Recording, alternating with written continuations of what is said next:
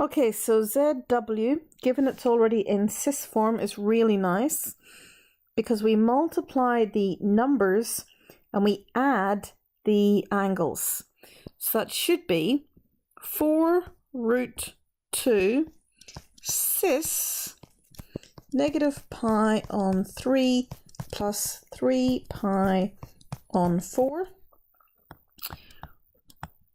Now a good common denominator would be 12. So it's negative 4 pi plus 9 pi, which is 5 pi. Sorry, I don't know why I put a little bracket in there. Absolutely no need for that at all. That would be 5 pi on 12. Okay, Z plus W in Cartesian form. Okay, well, let's think about this. You've got a few options of how you want to do this. You can either do it in terms of writing it all out and finding your exact values, or drawing it. Let's think about Z. Okay, so Z is negative pi on 3, so that's down there. That's an angle of pi on 3, or 60 if you want to think of it that way. And we know that that's 4. So we know that Z going across the way is 4 cos pi on 3, or 4 cos 60. Okay, which is 2. And then we know we're going down, so that's easy. That's 4 sine 60. And sine 60 is root 3 on 2. So let's say 4 times root 3 on 2 I.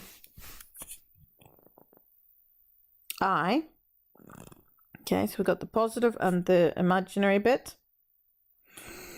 And we could simplify that to 2, take away 2 root 3 I. Okay. Now we've got W, and that's 2 root 2 cis of 3/4 pi. Well, 3/4 pi is all the way down here. That's even easier, 2 root 2. So we know that W equals negative 2 root 2 I. Don't need to do anything else with that. That's a lovely one. So therefore, Z plus W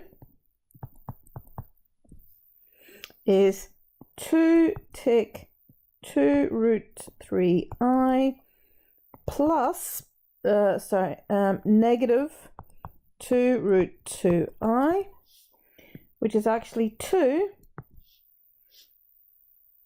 In fact, let's say do 2 take, rather than 2 plus, 2 take 2 root 3 plus 2 root 2 I.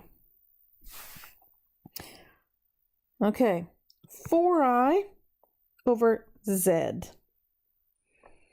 Well, there's a couple of ways of thinking about this. You could think of 4I, if we just do a quick sketch, as being 4 in that direction. And another way of thinking that is 4 cis pi on 2. So I'm going to say that that's 4 cis pi on 2 all over 4 cis negative pi on 3. Well, Demoivre again states that we can divide those and we subtract, so we're left with cis pi on 2 take negative pi on 3. Be careful about that. Okay, which is 3 pi plus 2 pi, that's 5 pi on 6, and that's how we get the final one. Right. Moving on to the next page. Draw on the Argand diagram the point IW squared. Okay, so W is 2 root 2 cis 3 pi on 4. And if I square that, that's 2 root 2 squared, which is 8. Cis 3/4 times 2 is 1.5, or 3 pi on 2.